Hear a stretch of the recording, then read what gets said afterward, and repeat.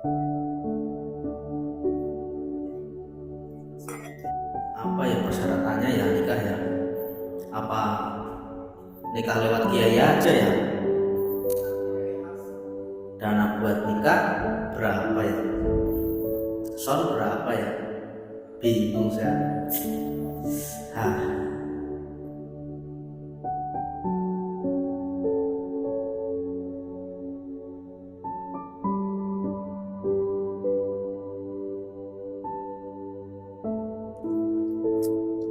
Mas.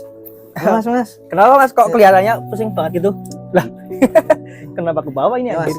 Rokok mas. Iya, saya juga bawa kok ini. Ya mas. Biasa mas. Ini ya. Iya. Silakan. Kenapa nih mas kok? Saya lihat dari sana kok kelihatannya kayak ispanya itu dalam banget. Iya. Jadi gini mas. Saya tuh mau nikah mas. Udah berumur juga soalnya. Udah berumur. Ya calonnya alhamdulillah sudah ada. Tapi ya itu. Kalau zaman sekarang kan nikah harus ngadain rame-rame ya. Iya pasti. Rame-rame harus mewah. Ya walaupun nggak mewah mungkin ada pesta rakyatnya lah. Kalau enggak ya pasti jadi nyinyiran tangga sih kalau nikah ya cuma di KUA lah atau apa gitu. Maka dari itu mas, saya juga kurang paham mas, prosedur nikah itu ribet sekali. Saya harus mengatur berkas ini berkas itu.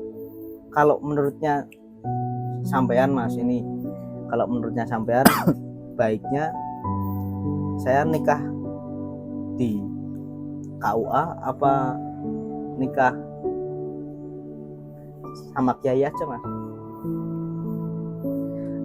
Kalau nikah sama kiai kan itu masuknya nikah secara agama ya. Iya. Berarti. Nah kalau secara agama sih kayaknya sah-sah aja. Nah tapi kan kita ini hidup di negara Indonesia, di mana negara Indonesia itu mempunyai hukum tersendiri. Ya bagusnya sih nikah secara negara dapat, nikah secara agama juga dapat. Artinya itu di KUA aja mas. Soalnya kan di undang-undang sendiri, di undang-undang perkawinan tahun 1974 tuh sudah ada pasalnya tentang pencatatan nikah, bahwa semua pernikahan itu harus dicatatkan, dilegalisir oleh negara supaya mempunyai kekuatan hukum gitu. Kalau secara agama mah iya sah, tapi kan tidak punya kekuatan hukum. Seperti kalau misalkan nih kamu sama istri kamu punya anak, nah kemudian anak itu kan pasti di sekolahnya misal disuruh bawa akte atau bawa apa, kamu tidak punya, masnya itu nggak punya, nah itu ribet nantinya buat kedepannya. Kalau saran saya sih nikah ya nikah KUA aja sih. Untuk masalah biaya itu pesta rakyat atau biaya resepsi ya bisa dilakukan nantilah seiring berjalannya gitu, sambil jalan. Berarti ini kalau menurut sampean lebih baik nikah dulu di KUA gitu ya mas ya? Iya, itu lebih baik daripada masnya itu nikah secara agama atau nikah kiai, itu kayak nanti kedepannya itu sulit buat ngurus-ngurusnya. Soalnya ya itu sih mas, saya kurang paham ngurus-ngurusin berkas itu banyak sekali itu. Ada lapor ke desa, ada lapor ke kecamatan, ke KUA. Jadi apa langsung aja. Soalnya saya udah capek mikir di biaya, terus ditambah capek mikir berkas-berkas juga. Itu waduh, itu sih mas kendala saya. Sama ya soalnya ya di lingkungan saya juga masih banyak sih mas yang nikah pakai kiai. Jadi saya juga terbawa kayak itu, karena udah disaranin nikah sama kiai aja, wong intinya juga sama-sama sah. Tapi itu ya mas, kalau misalnya nikah sama kiai ternyata nggak ada berkasnya ya. Iya, kayak bikin akte juga apa ya? Nggak bisa bikin akte kan. Buat kalau anak pembuatan akte kan akte apa ya? Akte anak atau kelahiran itu kan pasti dibutuhkan akte nikah itu, bahwa masnya itu sudah sah secara negara, sah resmi. Kan itu banyak tuh prosedurnya. Jadi biar mudah aja nanti buat ngurus-ngurus ke depannya. Soalnya kan pernikahan itu buat gimana ya? Buat jangka panjang sih mas. Iya.